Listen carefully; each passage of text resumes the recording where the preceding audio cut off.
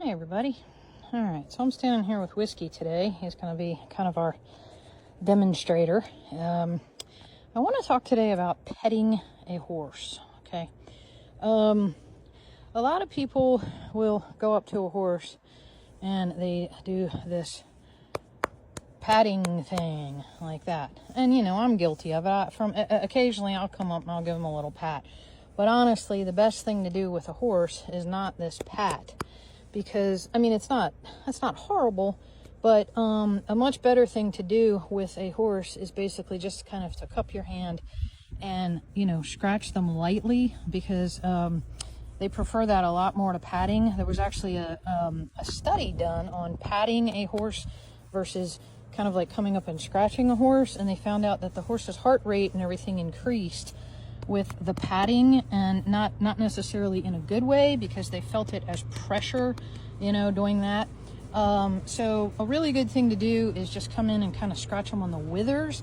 This area here at the top of the shoulder is considered the wither. I can't really zoom out here anymore, but it's basically where the neck meets the shoulder. It's the highest point of a horse. That's also where they measure the height of a horse, is at the withers. But they really like being scratched there, and surprisingly enough, it actually lowers their heart rate when you scratch them there, and it gets them into a more calm state of mind. So that's a really good spot to scratch a horse, if the horse will allow you to do it. Now, not every horse is going to allow you to get that close to them, but if they do and you're able to kind of get in there, you know, those withers are a really good spot. That's actually where horses, when they come together and they're playing, they nibble each other on the withers to, you know, to initiate play and to initiate affection and to initiate, like the mamas will chew on the babies there, kind of to calm them down. So, you know, anywhere right along here in the wither area would be totally fine. And if you know, like I said, occasionally I'll come up and I'll give them a pat, but don't do it like constantly. Now, in standing here looking at Whiskey, see, this is something to note, folks, on your horses. Not that Whiskey's my horse, but there is a drop of blood right there. That is blood. So what I'm going to do now, even though he's not my horse, I trust this horse, and I'm going to kind of reach under here. See, I kind of got him happy by scratching his withers, but he probably just had a bug bite him or something under there, and that is why he's bleeding, or he was bleeding.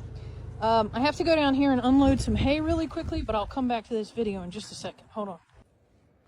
Okay, folks, sorry about that. I had to we had to put this roll of hay out for the horses, so I had to kind of take a break. Anyway, back to Whiskey. He's now down here at the hay feeder with everybody else. They're all down here eating because they've got fresh hay that we just, you know, set up for them. And this little injury down here is nothing more than a tiny little cut on his leg. I just looked at it more closely. He kind of just, he might have just walked across a thorn or something. Not a big deal at all. So, you know, his owner, I don't know if she's coming or not, but I'll just get a little bit of antiseptic, and I'll wash it off for him, and, you know, slap some ointment on there, and he'll be fine. So shouldn't be a problem at all for him, but these are just things you want to watch out, you know, watch your horses for. I'm standing in the line of fire. I'm downwind from the hay, and the particles are blowing literally all over me. So I'm going to walk around and get upwind from the hay. There's Shakespeare, there's Wyatt, there's True on the other side. Hey, sweet boy. Hey, guys.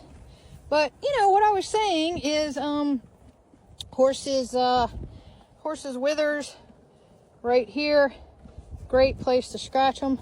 Wyatt is shedding out like crazy. I just took the shedding blade to him, and I literally just brushed this horse for about 25 solid minutes, and you can see it's still coming out just in clumps and clumps and clumps and clumps. It's going to be this way in the spring season. I could sit here and I could brush him for the rest of the night, and it would still be doing this.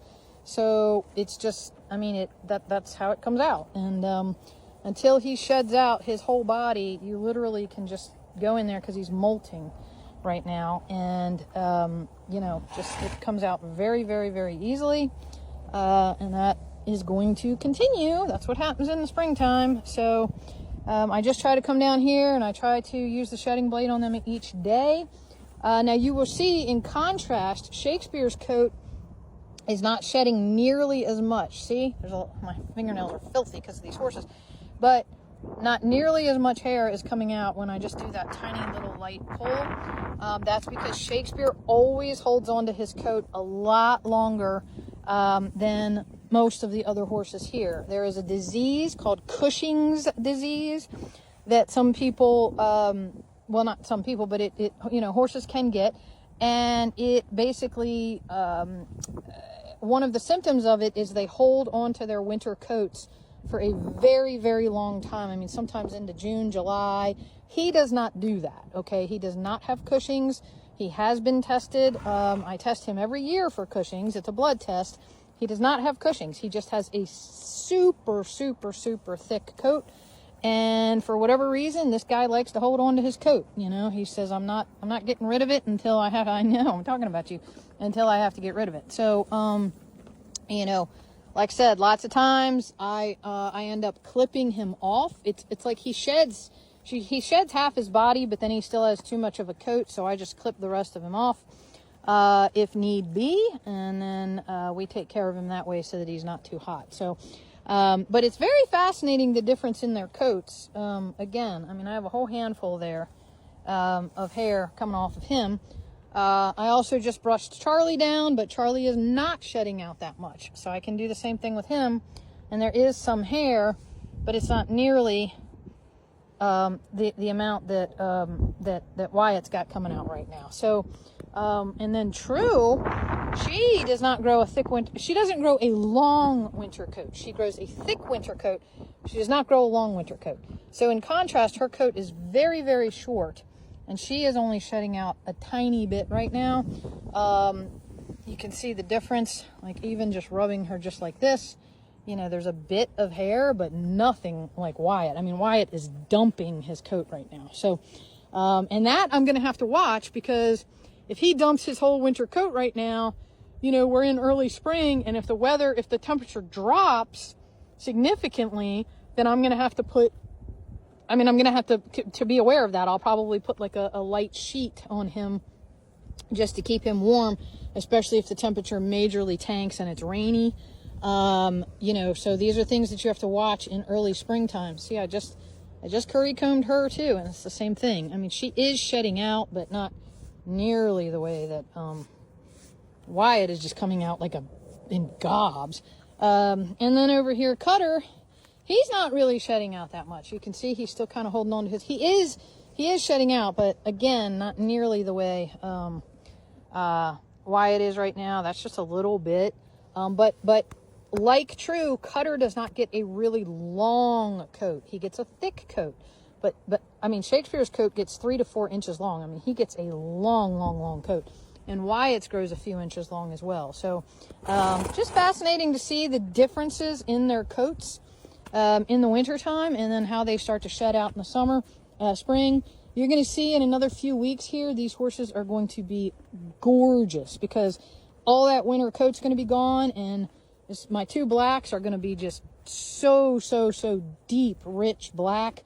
And then Wyatt is going to be shining like a brand new penny. He gets really coppery red. And then, of course, you know, he gets his beautiful lineback done,